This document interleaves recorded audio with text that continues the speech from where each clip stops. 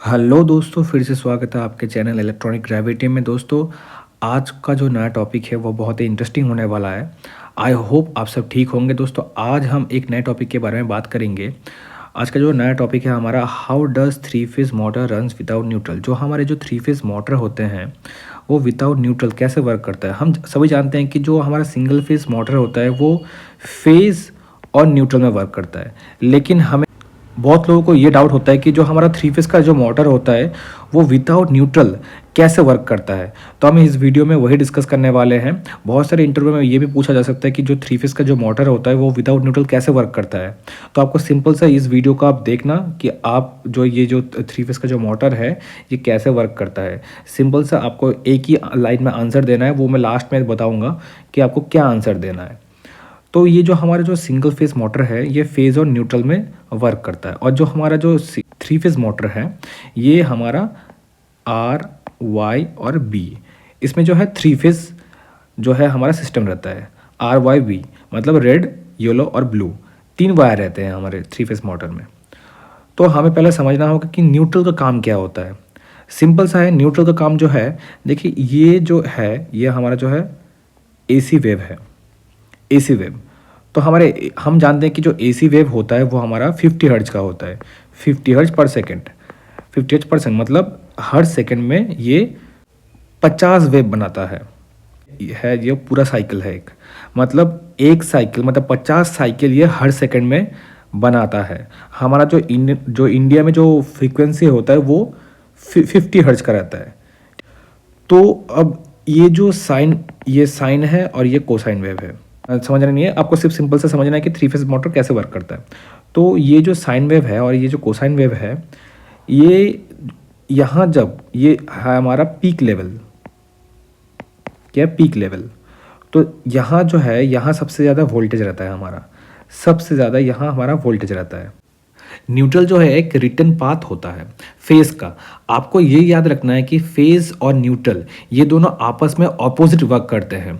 कैसे? जैसे कि ये जो फेज है, फेज से हमारा जो करंट जा रहा है और न्यूट्रल से ये जो लोड है, इस लोड से होकर न्यूट्रल से ये बाहर निकल रहा है।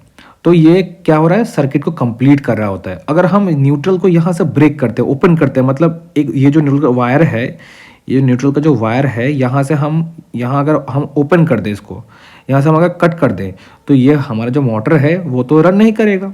तो न्यूट्रल का काम क्या होता है, एक रिटर्न पाथ क्रिएट करना और सर्किट को कंप्लीट करना। तो हमें तो ये पता चला कि जो सिंगल फेज मोटर में तो न्यूट्रल है ऑलरेडी, तो न्यूट्रल के होने के कारण जो है हमारा मोटर रन कर रहा है। थ्री फेज का जो मोटर है यहाँ तो न्यूट्रल है ही नहीं, यहाँ तो तीनों फेज है। तो इस तीनों फेज में जो है हमारा मोटर कैसे रन कर रहा है, यहाँ तो न्यूट्रल है ही नहीं। आपको ये नहीं गलती करना है कि फेज से करंट आ रहा है और न्यूट्रल से निकल जा रहा है, ऐसे कभी नहीं होता है।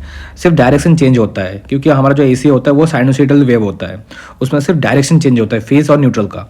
लेकिन डायरेक्ट करंट में क्या होता है, जो हमारा जो दो वायर होते हैं नेगेटिव और पॉजिटिव, उसमें क्या होता है, एक से जो है इंटर कर रहा है और एक से जो निकल रहा है। ये डीसी के केस में होता है, वो निकल जाता है। लेकिन एसी के केस में है वो अपोजिट होता है। एसी के केस में सिर्फ डायरेक्शन चेंज होता है हमारा। तो कैसे चेंज होता है हम एसी वेव में देखेंगे। डीसी के केस में क्या होता है, एक सिंगल पाथ होता है, उसमें कुछ वेव होता ही नहीं है, इसलिए हम बोलते हैं डायरेक्ट करंट। मतलब एक सिंगल पाथ में फ्लो कर रहा होता है, उसमें रिटर्न पाथ होता नहीं है, सिर्फ होता है एक ही पाथ में, मतलब एक ही डायरेक्शन में फ्लो करता होता है। लेकिन एसी के केस में उल्टा होता है। एसी के केस में क्या होता है, ये जो एक साइकिल है, हम सभी जानते हैं कि हमारा जो इंडिया का फ्रीक्वेंसी है 50 हर्ट्ज, मतलब एक सेकंड में 50 साइकिल, ये हमारा एक साइकिल, ये एक साइकिल।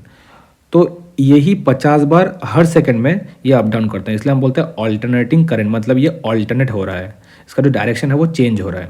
और एक बात दोस्तों, जो डीसी का करंट है वो बहुत ही डेंजरस होता है। इसमें बचने का चांस, अगर किसी को शॉक लगे तो बचने का चांस बहुत ही कम हो जाता है, मतलब ना के बराबर। लेकिन एसी करंट में आप देखना कि आप अगर सुने होंगे कि एसी करंट में अगर किसी को, एसी करंट में क्या होता है, बहुत लोग जो है शॉक खाकर भी वो बच जाते हैं, क्योंकि ये जो मिडिल में ये ज़ीरो होता है, इसमें करंट होता नहीं है। जब ये यहाँ से जब ये वेव नीचे आता है तो इस मिडिल पॉइंट में ये जो लाइन है ये है न्यूट्रल, मतलब ये इस पॉइंट में जो है हमारा करंट ज़ीरो हो जाता है। इस कारण जो है जब हम शॉक खाते हैं तो तो उस टाइम जो है जब हमारा वैल्यू ज़ीरो हो जाता है, जब हमारा करंट नहीं होता है, तो हमें झटका मार के फेंक देता है। इस कारण ही हम एसी में बच जाते हैं। लेकिन डीसी के केस में ऐसा होता नहीं। डीसी के केस में क्या होता है, कंटिन्यूसली जो है हमारा करंट फ्लो कर रहा होता है। इस कारण जो है डीसी में हम हाई वोल्टेज डीसी में हम बचने का चांस कम हो जाता है। डीसी में हमारा जो कंटिन्यूसली करंट फ्लो कर रहा होता है, इसमें मतलब जो है न्यूट्रल तो होता ही नहीं है, और इसमें कंटिन्यूसली जो है हमारा करंट फ्लो कर रहा होता है।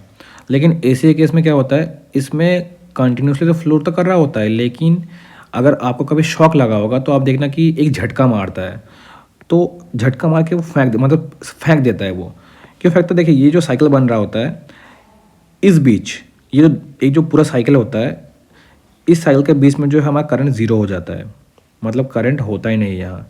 तो इस मिडिल पॉइंट के वजह से ही, मतलब ज़ीरो के कारण ही हमें जो है झटका लगता है सिर्फ।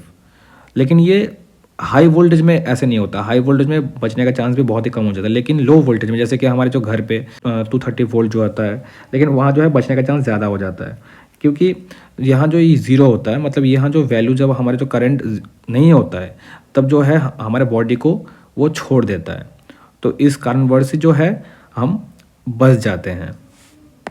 अब हम समझेंगे थ्री फेज़ को।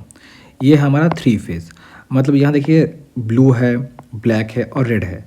यहाँ RYB मतलब तीन फेज़ हैं। जो तीन फेज़ है ये कैसे काम करते हैं, जैसे ये जो ज़ीरो से ब्लैक शुरू हो रहा है, मतलब ये जो है एक फेज़ है हमारा, यहाँ से शुरू हो रहा है और यहाँ जो है हमारा ये नीचे जा रहा है। मतलब ये जो है, ये जो मिडिल लाइन है ये ज़ीरो है, इसमें करंट होता नहीं है, ये जो है ज़ीरो। अब ये जो एक साइकिल है ये कंप्लीट हो रहा है, ये एक साइकिल कंप्लीट हो रहा है। अब यहाँ से देखिए आप, ये जो एक ब्लू वायर है, यहाँ से जो है साइकिल जो है ये कंप्लीट यहाँ से देखिए होगा। अब ये जो एक रेड फेज़ है, यहाँ से रेड जा रहा है नीचे से, ये शुरू हो रहा है यहाँ। तो यहाँ हम समझेंगे कि ये जो तीन फेज़ है ये आपस में ऑल्टरनेट है, मतलब इसका जो डायरेक्शन है वो तीनों में जो है वो डिफरेंट है। यहाँ से कोई शुरू हो रहा है, यहाँ से कोई शुरू हो रहा है, यहाँ से कोई शुरू हो रहा है। देखिए यहाँ से जब शुरू होगा ये हमारा जो पॉजिटिव में रहेगा, पॉजिटिव में रहेगा। अब यहाँ जब नीचे, मतलब ज़ीरो, ये जो ज़ीरो लाइन है इस नीचे अब जाएगा जब ये हमारा नेगेटिव होगा। तो हमने पहले बात किया था कि जो है जो न्यूट्रल और फेज़ ये डायरेक्शन चेंज कर रहा होता है। कब? अब ये जो डायरेक्शन कैसे चेंज होता है, जैसे कि ये जो हमारा पॉजिटिव है, ये पॉजिटिव है, ये हमारा नेगेटिव है। जब पॉजिटिव केस में क्या होता है, ये जो फेज़ है, ये जो फेज़ है यहाँ से आ रहा है। और जो न्यूट्रल है, न्यूट्रल में क्या होता है, जब हमारा जो ये पॉजिटिव से शुरू हो रहा है तब न्यूट्रल का जो है ये डायरेक्शन फॉरवर्ड रहता है। क्या रहता है? फॉरवर्ड रहता है। और जब हमारा जो ये जो रेड वायर है ना, ये नेगेटिव से शुरू हो रहा है, ये नेगेटिव वैल्यू से शुरू हो रहा है, मतलब यहाँ क्या होता है, हमारा जो है ये बैकवर्ड डायरेक्शन में रहता है, मतलब इसका जो डायरेक्शन है वो चेंज हो जाएगा। इस कारणवश से जो होता है ये डायरेक्शन ऐसे चेंज कर रहा होता है, मतलब यहाँ ये जो पॉजिटिव से शुरू हो रहा है तो ये नेगेटिव। ये जो ब्लू फेज़ है ये तो इसका जो डायरेक्शन है वो चेंज हो जाएगा फिर से जब ये ज़ीरो के ऊपर से जाएगा फिर से इसका डायरेक्शन चेंज हो जाएगा। मतलब वैल्यू होता है ना, वो एक बार पॉजिटिव होता है, एक बार नेगेटिव होता है, पॉजिटिव होता है, नेगेटिव होता है, मतलब उसका डायरेक्शन जो है वो चेंज कर रहा होता है, एक बार फॉरवर्ड, एक बैकवर्ड, फॉरवर्ड बैकवर्ड। मतलब ऐसे ही काम करता है न्यूट्रल और फेज़, मतलब ऑपोजिट डायरेक्शन में वो जो है चेंज कर रहे होते हैं। अब हमें समझना है कि जो थ्री फेज़ मोटर जो है वो कैसे वर्क करता है। तो पहले हम समझें कि जो है स्टार कनेक्शन, स्टार और डेल्टा। स्टार कनेक्शन में क्या होता है, ये जो जैसे कि हमारे थ्री फेज़ मोटर में थ्री वाइंडिंग रहते हैं।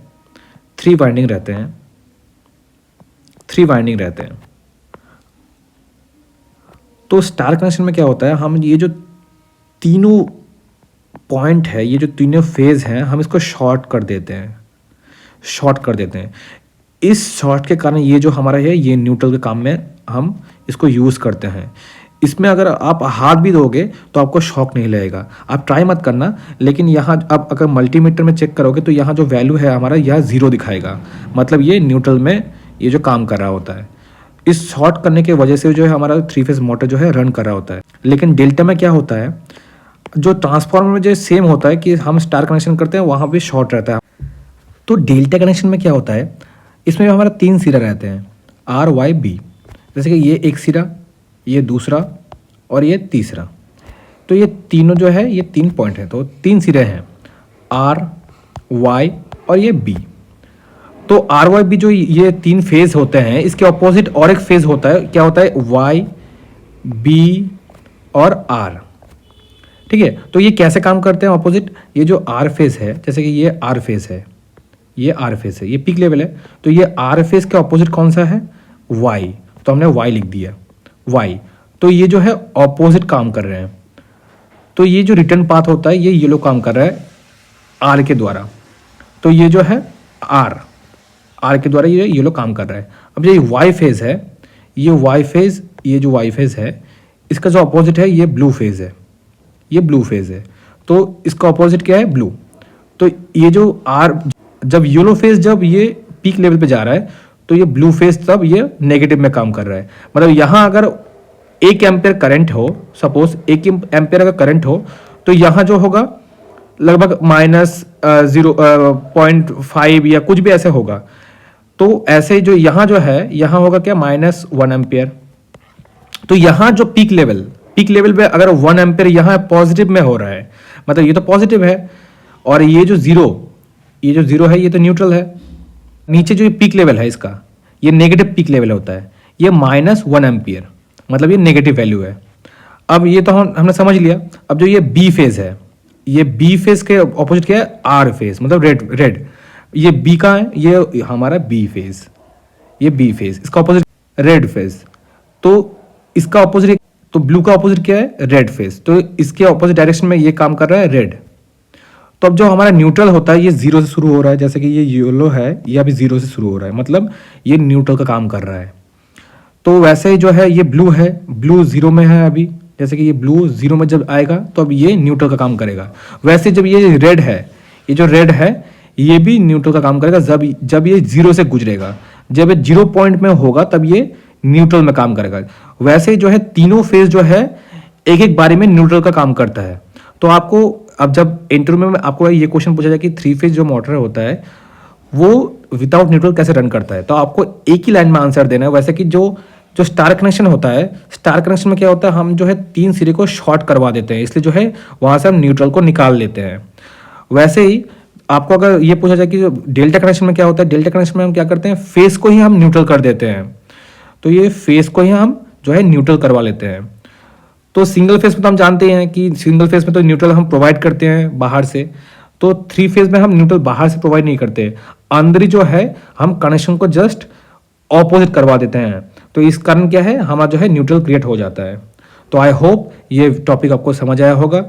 तो मिलते हैं नेक्स्ट वीडियो में। तो वीडियो को लाइक कीजिएगा, शेयर कीजिएगा और चैनल को सब्सक्राइब कीजिए।